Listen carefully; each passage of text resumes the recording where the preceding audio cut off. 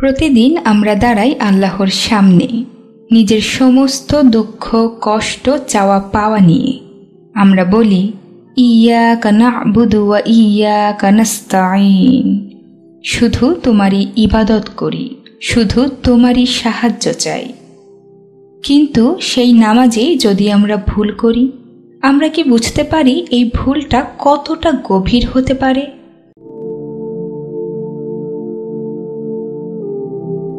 নামাজ এমন এক ইবাদত যেখানে একটু অসতর্কতা কখনো বড় ভুলের রূপ নেয়। কখনো আমরা ভুলে যাই রুকু, আবার কখনো ভুলে পড়ি একই আয়াত, কখনো তাড়াহুড়ায় ভুলে যাই তাশাহুদ। এইসব ভুলের জন্য ইসলাম আমাদের দিয়েছে এক করুণা, যার নাম সাহু-সেজদা, একটি ক্ষমা প্রার্থনার সেজদা, যার মাধ্যমে আমরা বলি, হে আল্লাহ, আমি ভুল করেছি, তুমি ক্ষমা করে দাও। রাসূল সাল্লাল্লাহু আলাইহি সাল্লাম নিজেও সাহু-সেজদা করেছেন। তিনি আমাদের শিক্ষা দিয়েছেন, যদি নামাজে ভুল হয় তবে সাহু-সেজদা করো, তাহলে আল্লাহ ক্ষমা করবেন।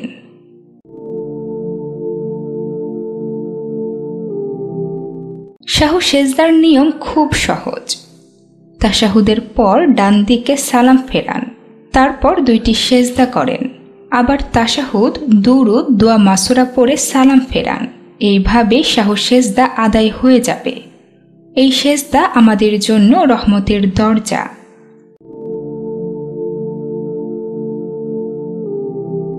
কিন্তু ধরেন আপনি যদি সাহু-সেজদা করতেই ভুলে গেলেন, তাহলে কি হবে? ফুকাহায়ে কেরামগণ বলেন, যদি কেউ সাহু-সেজদা না করে সালাম ফিরিয়ে ফেলেন, কিন্তু কথা বলেননি বা মসজিদ থেকে বের হয়নি, তবে তখনই সাহু-সেজদা আদায় করে নিলে নামাজ সহিহ হয়ে যাবে।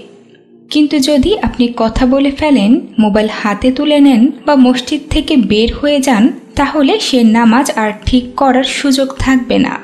তখন সেই নামাজ আবার আদায় করতে হবে।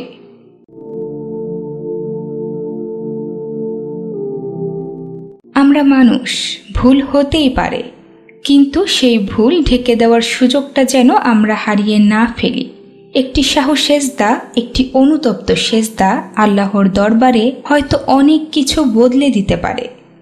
তাই দোয়া করি, হে আল্লাহ, আমাদের নামাজগুলো কবুল করে নাও, আমাদের ভুলগুলো তুমি নিজ দয়ার ছায়ায় ঢেকে দাও, আর আমাদের এমন বানাও যারা নামাজে খুশু নিয়ে দাঁড়ায়, যারা ভুল করলে ফিরে আসে তোমারই কাছে। আমিন।